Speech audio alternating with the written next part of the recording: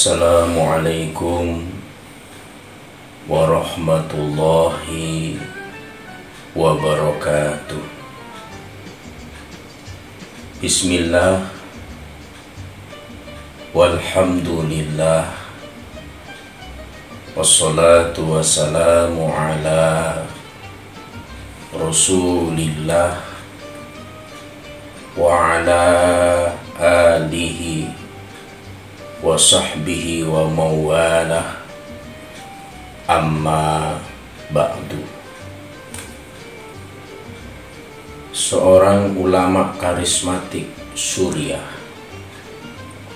Syekh Said Ramadan Al-Buti,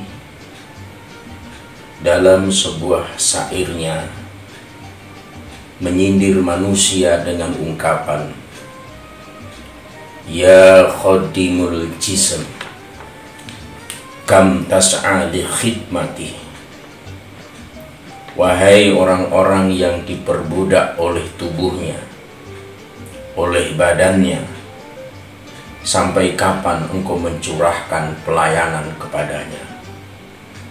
Fa anta bin nafsi la bil jism insan. Maka layanilah jiwamu, karena engkau dianggap manusia karena jiwa, bukan karena badan. Apa yang dikatakan oleh Syekh ini merupakan pelajaran dan sindiran berharga bagi kita. Betapa dalam kehidupan ini banyak manusia diperbudak oleh tubuhnya, diperbudak oleh badannya. Sekiranya kita tidak puasa, setiap hari berapa kali kita makan? Pagi, siang, malam, antara pagi dan siang, antara siang dan malam, bahkan sesudah makan malam pun kita masih memberi pelayanan terhadap badan ini. Lalu bagaimana halnya dengan jiwa kita yang seringkali terabaikan? Padahal manusia itu disebut manusia bukan karena badannya, tetapi karena jiwanya.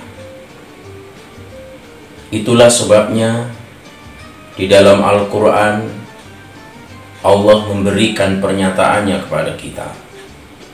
Qad aflaha man zakkaha wa qad khaba man dassaha.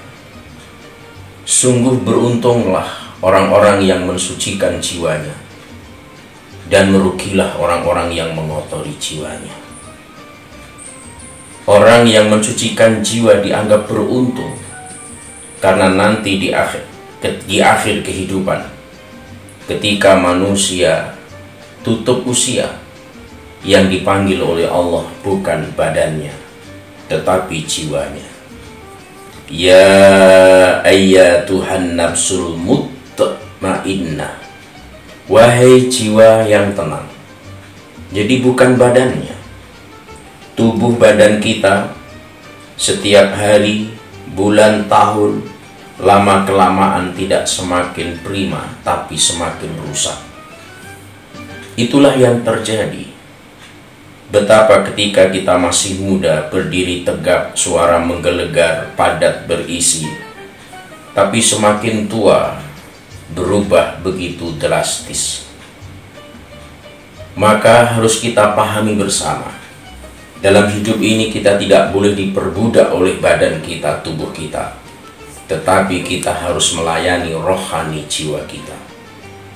Di bulan Ramadan ini, jiwa kita luar biasa bahagianya, yang selama 11 bulan terabaikan.